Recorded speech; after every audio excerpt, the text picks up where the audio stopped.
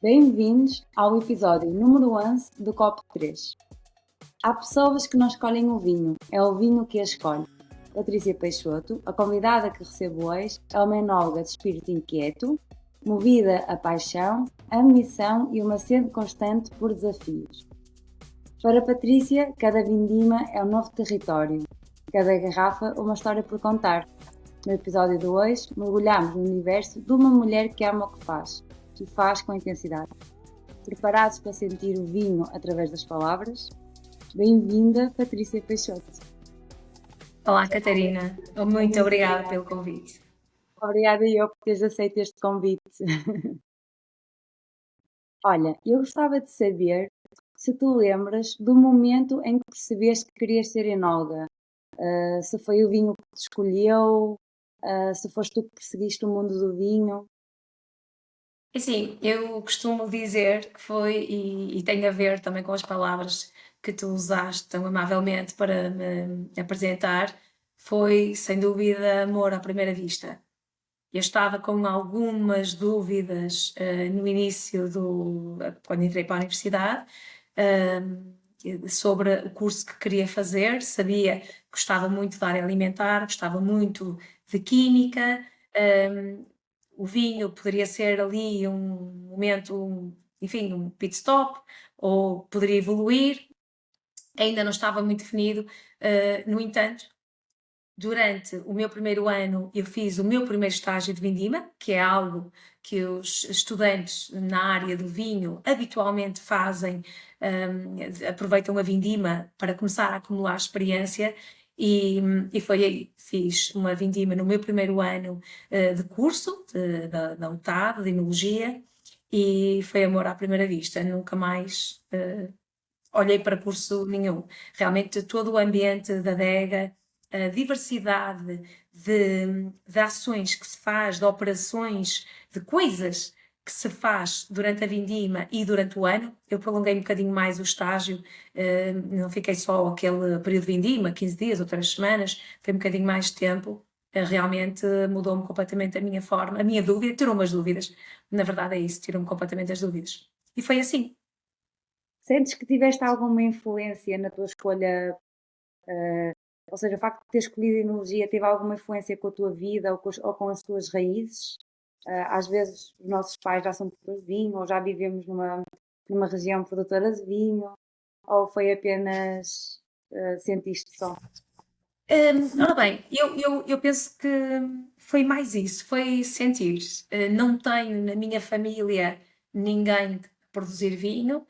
Tinha sim, culturalmente cresci numa família com o meu pai, bebia o seu copo de vinho ou a sua malga, uma vez que eu venho aqui da região dos vinhos verdes.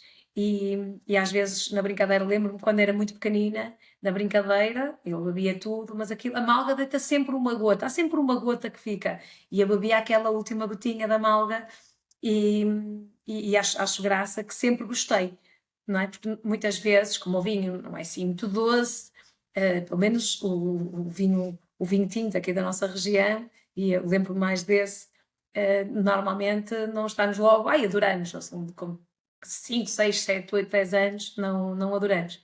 E eu gostava, claro que também havia aquele gesto de, ai, é do meu pai, é a última gota da malga, mas gostava, lembro-me de gostar.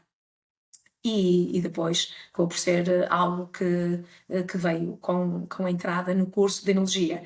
Claro que acredito que a universidade também ajudou. A UTAD é uma universidade fantástica, o próprio ambiente que se vive, a cidade, a Vila Real, os professores, tive muita sorte, foram todos eles muito inspiradores. E depois entrar no ambiente da adega, porquê? Porque acabava por ligar tudo aquilo que eu gostava muito de química, a parte alimentar, a microbiologia, e o vinho é esta quantidade enorme de áreas que está agregada a um produto, porque não é só vinho, é um alimento, é algo que ingerimos, tem muita mecanização, também há mistura. Portanto, um enólogo, na verdade, é um profissional muito completo nas áreas que tem que conhecer, saber, investigar e estar constantemente a estudar. É verdade.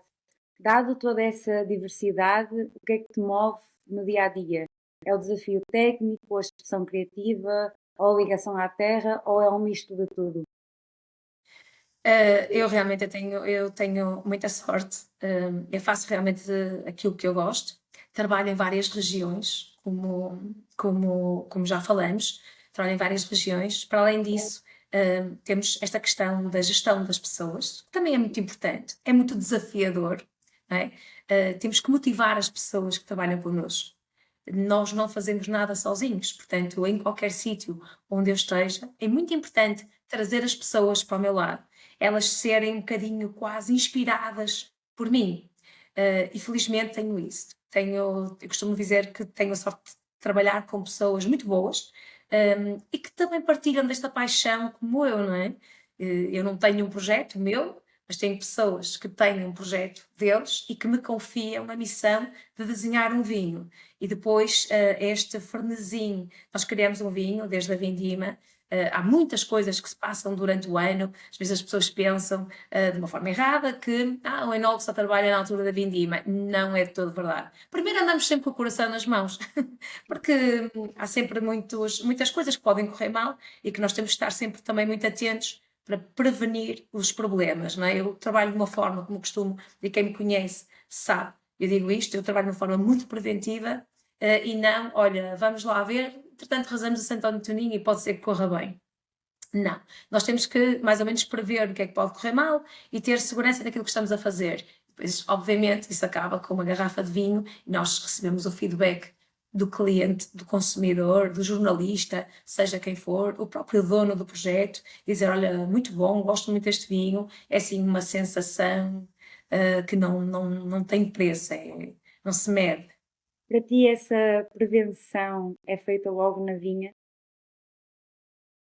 Sem dúvida. Eu acho que 80% do sucesso de uma garrafa de vinho tem a ver com a vinha. A primeira ida, aliás, o acompanhamento da vinha ao longo do ano, mesmo projetos em que eu não sou eu a responsável pela viticultura, mas obviamente convém espreitar, ver como é que as coisas estão a correr, falar com o responsável da viticultura, perceber como é que está a correr o ano, seguir esta questão também meteorológica, que pode fazer com que tudo corra mal a qualquer momento, não é? Perceber como agora o tempo está assim um bocadinho esquisito, e isto, porquê? Porque nós com uma uva boa e uma uva sã, nós conseguimos fazer um bom vinho. É difícil não o fazer. Com uma uva má, é difícil fazer um bom vinho. Então, portanto, eu quero ser, basicamente, não é? Eu quero ser apenas o vínculo entre a vinha e a garrafa de vinho. Costumo dizer também, é pegar nas uvas, se forem boas, é não estragar. O meu trabalho aqui é não deixar estragar. E concretizar, então, este ano vitivinícola, num vinho que orgulhe, claro, que me orgulhe a mim, que me orgulhe o proprietário do projeto e que orgulhe, acima de tudo, também os nossos consumidores. É muito importante. Como é que foi o teu percurso desde que deixaste a universidade até aos dias de hoje? Já foi há muitos anos, nem vou dizer há quantos, mas já foi há muitos anos. É Mas experiência, significa experiência. experiência, Essa é exatamente, a experiência. nomenclatura. Sim, a idade não tem nada de mal, é mesmo uma experiência e que bom, e que bom. E que bom que tem sido. Muito bem, eu saí da universidade, ainda tive ali uns meses a experimentar ali no meu percurso a área de investigação, que também me trouxe, enfim, que me trouxe muito conhecimento e que me trouxe também, abriu um bocadinho a perspectiva daquilo que eu queria fazer no futuro e sempre gostei de estar com projetos em que o detalhe, enfim, realmente eu gosto de uma enologia onde haja ciência, onde haja detalhe, onde haja um laboratório, onde se possa experimentar coisas, estar sempre aqui a inovar. Ficou-me assim um bocadinho no sangue, ficou-me no sangue, ficou-me na veia e penso que tem a ver com, enfim, com o percurso que fiz.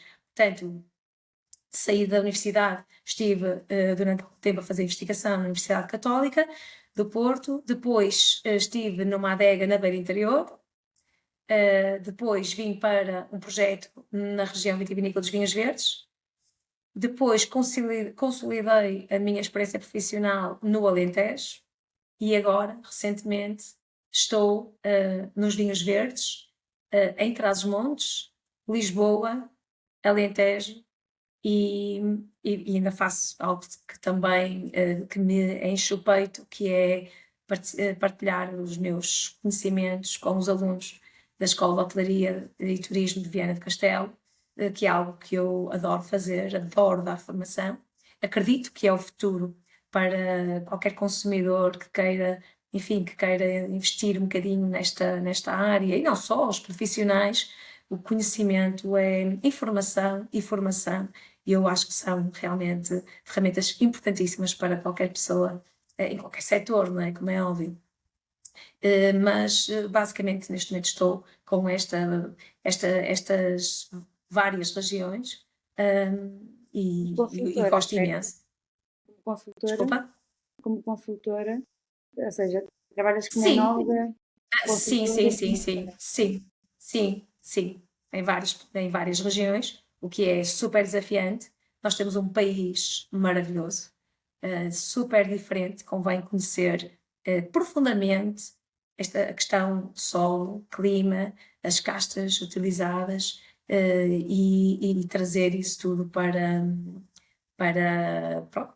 a formação, aliar a minha experiência profissional com a minha experiência como formadora enfim, e dou o meu melhor, pelo menos, enfim, no meio desta loucura toda, acabo também por ter muito prazer na minha vida profissional, como é óbvio, né, que me traz felicidade a nível pessoal. Sim, sim.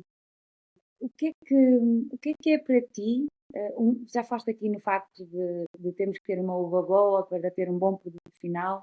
O que é que tu consideras um vinho memorável? Ufa, olha, eu, Eu gosto sempre de eu, fazer eu- perguntas difíceis. é mesmo, estás a acertar elas todas. Sabes que eu acho que o melhor vinho do mundo ainda não existe, não é? Eu acho que o melhor vinho do mundo está por fazer. Eu ainda não fiz o melhor vinho que sou capaz de fazer. Eu acho que, em primeiro lugar, tem que ser. Eu sei o que é tecnicamente um vinho completo, não é? Um vinho que tem que ter as várias peças do puzzle encaixadas, mas também sei que eu acho que é impossível haver um vinho que o mundo inteiro diga: este vinho é o melhor vinho que já bebi até hoje. Portanto, eu penso que para mim é aquele vinho que nós conseguimos atingir o máximo número de consumidores, né, a dizer bem do vinho, satisfeitos com aquilo que estão a provar. Porquê? Porque beber vinho, a prova de vinho, é algo muito subjetivo, que está muito relacionada com o nosso gosto pessoal. Agora, falando como consumidora, o nosso gosto pessoal, né, se eu estou, por exemplo, e as nossas experiências, se eu estou habituada, por exemplo, a beber vinhos muito frutados e até não costumo ir para vinhos, não costumo experienciar muito vinhos encorpados, que ficam nas ânforas, ou numa barrica, ou no cimento, ou enfim, ou sujeito a técnicas de vinificação que lhe elevem a complexidade, o corpo do vinho. Enfim, se eu gostar de vinhos mais leves, mais elegantes, é difícil, não é? Fazer um vinho que agregue todas estas características. É, portanto, a minha resposta seria um vinho que consiga satisfazer o máximo número de consumidores, se bem que, e é essa a razão, nós nas adegas, nós nos projetos criamos vários vinhos para poder perceber qual o melhor vinho para aquele mercado. Por exemplo, nós muitas vezes nós mudamos o perfil de vinhos em função do país para onde estamos a enviar, não é? Fazer um vinho para. Não é? Do perfil. Exatamente. Isso é Se eu muito vou exportar interessante. um vinho para a Noruega, eu tenho alguns cuidados, alguns detalhes. Se for um vinho para Portugal, para um país mais quente, para o Brasil, é muito importante ter essa noção, e fazer o vinho adaptado ao consumidor, não é? Eu não faço o vinho só à minha, assim, em alguns casos, em alguns projetos, o EO tem espaço, sim, para fazer um vinho hum, que nos entusiasme e como eu quero, não é? já me aconteceu, o que é que precisa? E felizmente criam-se as condições. Eu gosto muito de trabalhar com ânforas, por exemplo, aqui na região dos vinhos verdes. Gosto muito de trabalhar com barricas na região de Trás-os-Montes, por exemplo, e tendo essa possibilidade, vou fazer vinhos que também me entusiasmam muito, de certeza. Mas temos sempre que pensar primeiro com o facto de consumidor. gostares de trabalhar com ânforas aqui na região dos vinhos verdes tem a ver com um bocadinho da tua história do Alentejo, porque, não é? Porque vem de lá o vinho de talha, certo? É verdade. E então, será que está um bocadinho na veia a tua experiência, a tua Olha, não história? sei, se calhar, eu tive algumas experiências no Alentejo com vinho de talha, curtas, ainda estava, enfim, estava tudo muito ainda no início, mas se calhar pode ter alguma coisa a ver. Mas entrei primeiramente aqui num projeto em que nós fizemos, ensaiamos o Alvarinho na talha e o resultado é incrível. Também é uma casta que ajuda, o Alvarinho é uma casta que se adapta muito bem, é multi-funções também. Ela, tanto na barrica como na talha, no cuba de inox, ela tem um comportamento, é muito amiga do enólogo, tem um comportamento, adapta-se muito facilmente a várias tecnologias de vinificação. Se calhar tem, mas a questão é que deu um resultado muito interessante e agora vou tentando também com outras castas, fazendo os meus ensaios, aprendendo, lá está, nesta área, nós temos que estar sempre a experimentar coisas para trazer novidade, não é? Não fazemos um vinho, olha, agora é assim, não, até acabar o mundo, não, o consumidor muda, as tendências de consumo mudam e é preciso estar sempre muito atento a ao que o mercado nos diz. Isso é muito interessante. Vocês sentem que o mercado está a mudar constantemente, ou seja, que constantemente vocês têm que se adaptar, ou que também está aqui ligado um bocadinho com as mudanças climáticas? Eu não sei. Qual é É a muito, tua perspectiva? É porque é muito interessante. é muito importante nós estarmos atentos aos estudos, ao que se vai trazendo por parte de, enfim, lá está, pessoas que estudam, por exemplo, para dar um exemplo mais prático, neste momento sabemos que o consumidor procura, já não procura só, pelo menos, não é? Não vou dizer que já não quer um estilo de vinhos muito concentrado e com madeira, não. Digo que o consumidor procura mais vinhos estão mais na moda, vinhos mais leves, até com teores de álcool mais baixos, e vinhos menos estruturados, menos pesados. Pronto. São estas, por exemplo, as novidades do setor. Portanto, por que não, então, no nosso portfólio, ter vinhos para os dois segmentos? Claro que vai sempre haver pessoas, eu, por exemplo, pessoalmente gosto muito de vinhos com algum toque de madeira. Eu acho que a madeira dá aqui uma complexidade e dá uma estrutura e amplia as qualidades do vinho, dependendo da casta, mas pronto. Mas de uma forma geral, é isto que eu penso. Vai sempre haver este perfil de vinho, mas tem aparecido coisas tão interessantes, vinhos tintos, brancos, com uma elegância, com untuosidade, com estrutura e que não precisam de ter aquele sabor da barrica, tanto, e até com teores de alcoólicos mais baixos. Portanto, tem havido realmente aqui uma mudança, uma tendência de consumo, uma procura para este tipo de vinhos também. Portanto, é preciso estar atento e, claro, introduzir nas nossas gamas vinhos que satisfaçam os dois segmentos do mercado. Se uma pessoa mais jovem começar, estiver a ser introduzida no mundo dos vinhos e começar esta experiência por vinhos muito complexos e muito pesados, fica difícil de entender, não é?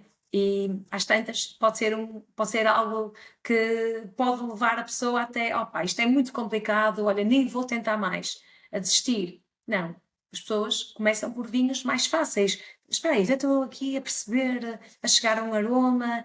Sim, a acidez. Vinhos mais descomplicados. E isto é urgente também que se faça.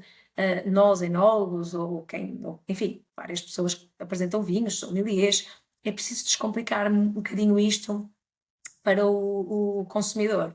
Eu, em algumas formações que dou, e quando estou a fazer um nível, seja um nível mais básico, um nível intermédio, um nível mais puxado, mais exigente, eu tento sempre diminuir o vocabulário, damos a conhecer sim o vocabulário da prova, neste caso, porque é importante que haja uma uniformização na nossa forma de falar.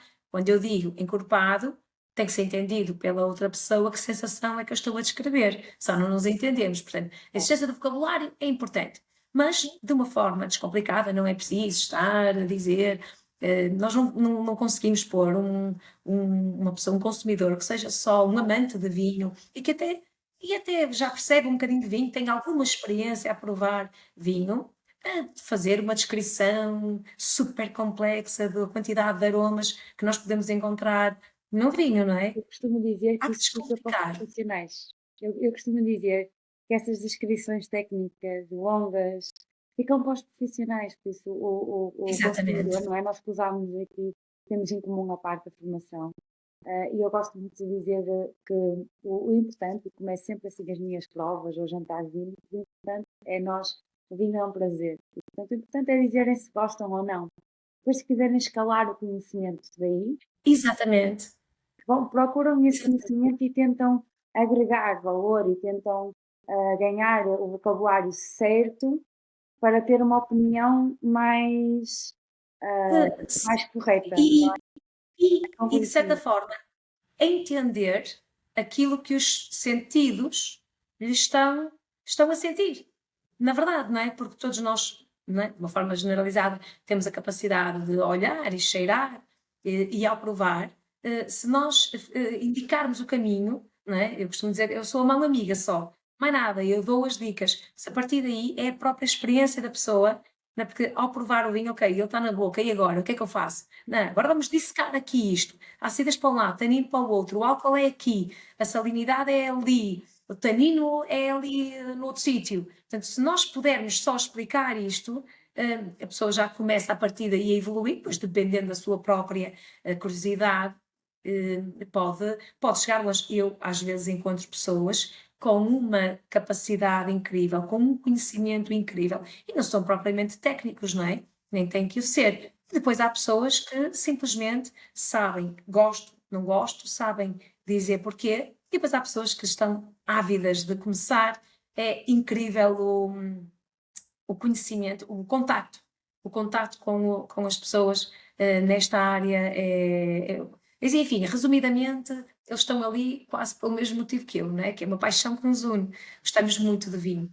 Pronto. E depois o facto de começarem a querer saber é muito engraçado ver este percurso. Em alguns sítios que eu vou dando formação, eu vou encontrando sempre as mesmas pessoas, o que também é importante. Nós não temos uma formação, ok, já está para toda a vida. Não, convém ir sempre refrescando os conhecimentos e os conceitos, até nós próprios, profissionais, não é? O Até estudo, nós. eu gosto muito desta frase, que foi um colega, foi meu professor que me disse, foi o Miguel Vaz Pinto, quando eu comecei a estudar Miguel. quando eu comecei a estudar vinho, eu comecei a estudar vinho porque foram eles que me pediram, foram os meus professores que me pediram. Viam-me a fazer o serviço e diziam: sem jeito, vais começar a estudar, ou este livro.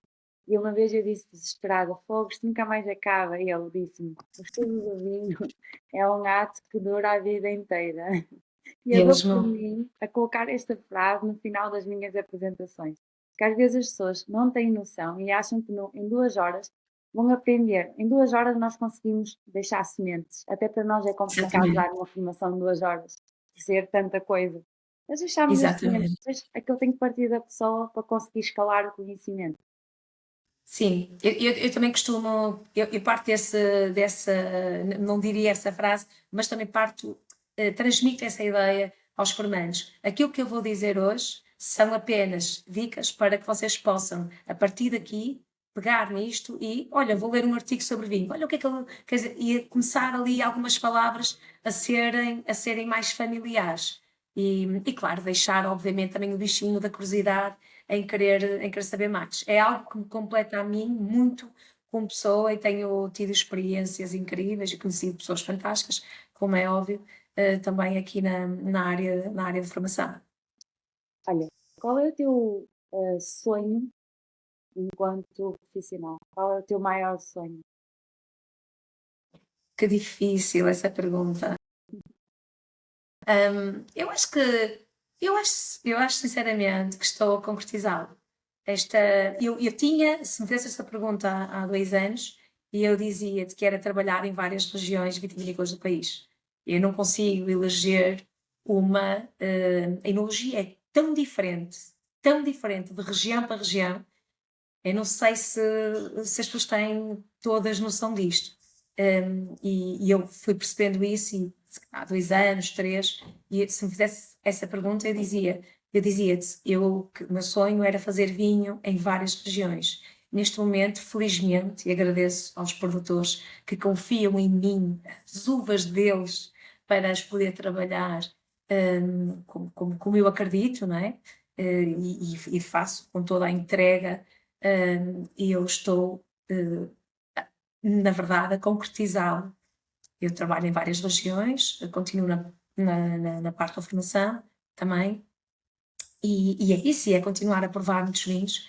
Basicamente era isto. Eu acho que o facto, quando disseste a primeira vez que trabalhas em várias regiões, eu pensei que privilégio, para além de ser bastante difícil, presumo eu, não é? Porque tens que conhecer bem aquele território, tens que conhecer bem o perfil daquela região, não é? Para o vinho ser terroir, não é? Como os alemães Exatamente. gostam de dizer, eu gosto muito dessa expressão. Acho que é um trabalho de uma enorme responsabilidade, precisamente por causa disso, mas ao mesmo tempo é um privilégio enorme porque tens a oportunidade de conhecer aquela região verdadeiramente. Estás a trabalhar lá, estás a mexer com aquele solo, com aquelas uvas, estás a conhecer os Completamente. produtores. Eu acho que é um privilégio enorme. Sim, é isso, basicamente é isso, e é como te digo, não, a própria forma de funcionamento em cada região, a forma até como se vive na região, o mundo do vinho é completamente diferente. Região e sub-região, dentro das sub-regiões aqui da região dos vinhos verdes, nós temos formas de trabalhar completamente diferentes. Neste caso, Cávado, Ave, a sub-região Monção-Melgaço, onde também estou, tem formas de trabalhar completamente diferente, de viver o vinho, a viticultura também, realmente é um privilégio enorme. E pronto, se calhar o que eu te posso acrescentar é que Deus me dê mais 100 anos para poder continuar a poder trabalhar, que é algo que obviamente também tenho as outras coisas na minha vida, não sou só uma profissional, como é óbvio, eu também preciso do meu tempo, mas sem dúvida nenhuma tiro um gozo enorme de trabalhar, né? Eu às vezes costumo, já disse isto em alguns cenários, é por favor não me paguem para fazer isto. Olha, é outro privilégio, é podermos fazer aquilo que amamos Gostamos. verdadeiramente. Sim, é outro privilégio. Estamos a terminar.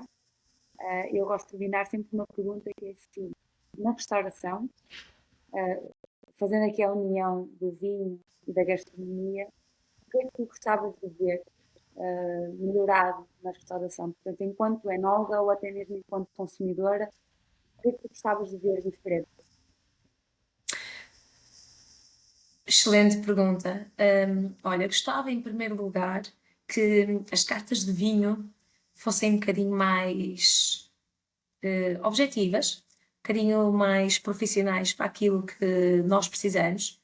Por exemplo, vinhos verdes e vinhos maduros. Nós temos que abolir completamente essa separação, não é? Que já não é assim que nós comunicamos. Nós temos uma coisa chamada regiões vitivinícolas de Portugal e pode ser só região dos vinhos verdes, região do Douro, região do Alentejo, região do Algarve, e termos então os nossos vinhos. E pedia só se pudesse ser quase um pedido de Pai Natal, quando possível, e tenho visto de tudo. Ainda no sábado estive num restaurante e fiz questão de dar os parabéns ao, não sei se era o chefe de sala, por acaso, não sei, pela forma como eu vi um empregado de mesa a falar com uma mesa que estava ao meu lado, sobre o vinho de forma super descomplicada. Deram um bocadinho a provar, era um vinho verde, e da região dos vinhos verdes, e era um vinho do Douro, à espera um bocadinho da percepção deles. E eu sei o que é que ele estava a fazer.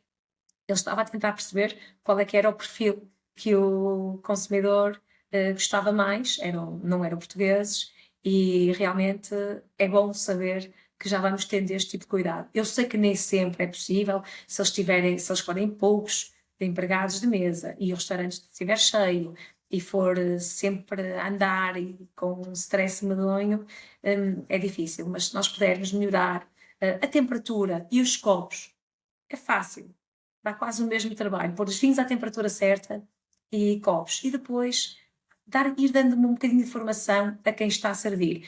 Eu também já vi acontecer isto, que é, o empregado até queria dizer qualquer coisa, mas com medo de, enfim, de dizer alguma asneira, retrair-se um bocadinho. Ou então diz o que é mais seguro, olha, vou dizer este é o que sai mais, porque é mais seguro, deve ser o que toda a gente gosta.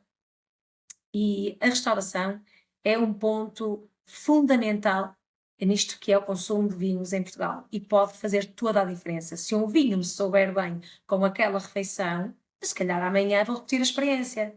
Mas se de repente me servem um vinho que até ou porque tem algum problema, ou porque não está completamente adequado àquela refeição, completamente desajustado, ai, pá, isto não me soube nada bem, não sei se foi do vinho, da comida, quer dizer, fica tudo mal. E a restauração pode fazer um papel muito melhor e sem dar muito trabalho. Sim. Acho que aqui tem que mudar aqui a mentalidade por parte dos empregadores, acima de tudo. Abrirem aqui muitas vezes os horizontes e perceber que o vinho é um produto que tem muito potencial para ser trabalhado e não olhar só para a gastronomia. Normalmente olha-se muito para a gastronomia, temos que ter um bom produto final, temos que ter uma boa comida, mas depois deixa-se de parte Exatamente, não o é? conhecimento. Por isso eu E nós concordo com sabemos o que que disseste. E nós sabemos que Portugal também tem esta boa fama, não é? De bons vinhos. Os estrangeiros adoram os vinhos portugueses, de bons vinhos e de boa comida.